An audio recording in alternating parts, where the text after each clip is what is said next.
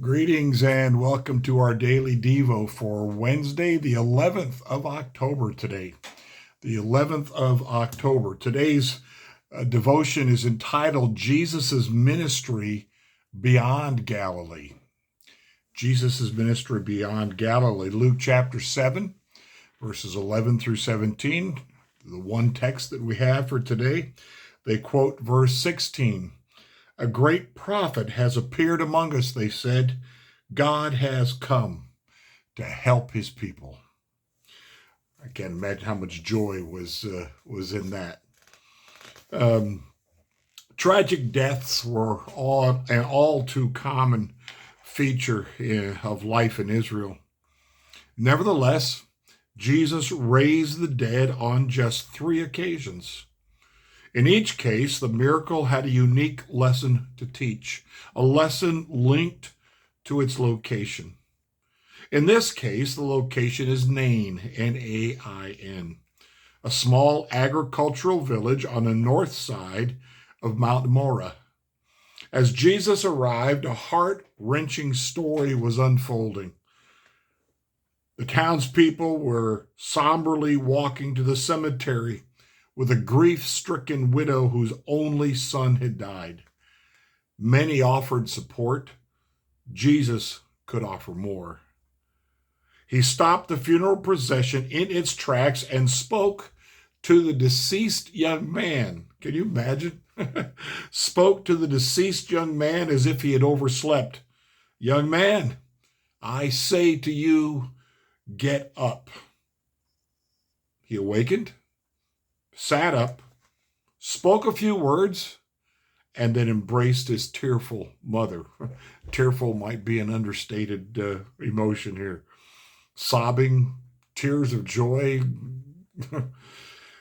But that is not the end of the story.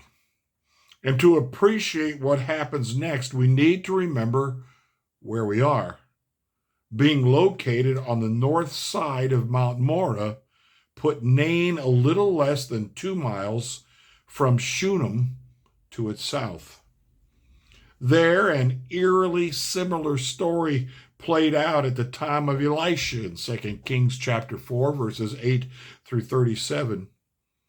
This Old Testament prophet had asked the Lord to provide his host family with the child that they longed for.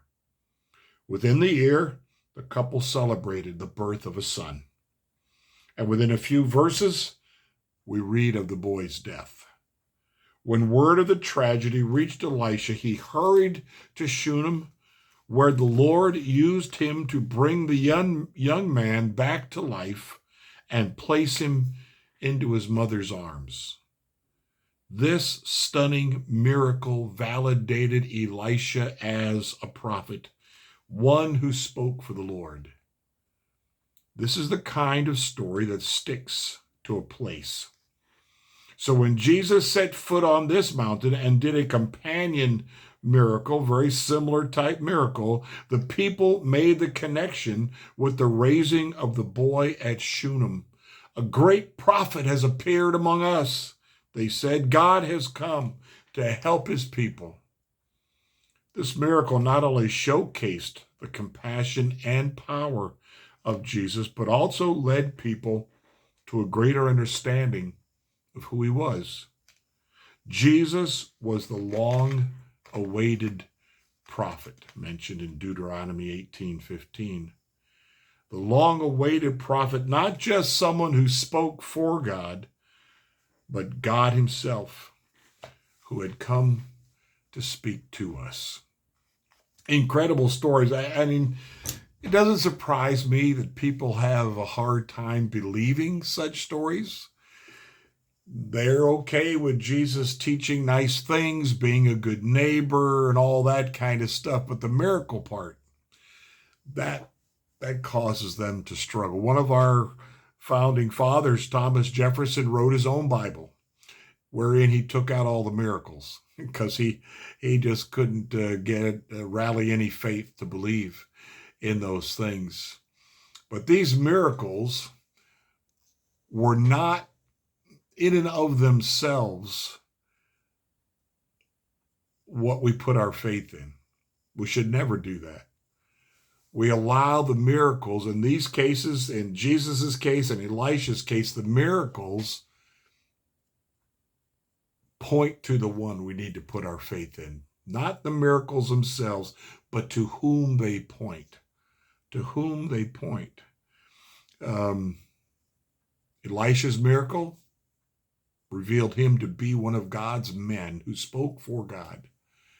Jesus' miracle revealed to this community that who he was from God, representing God to them.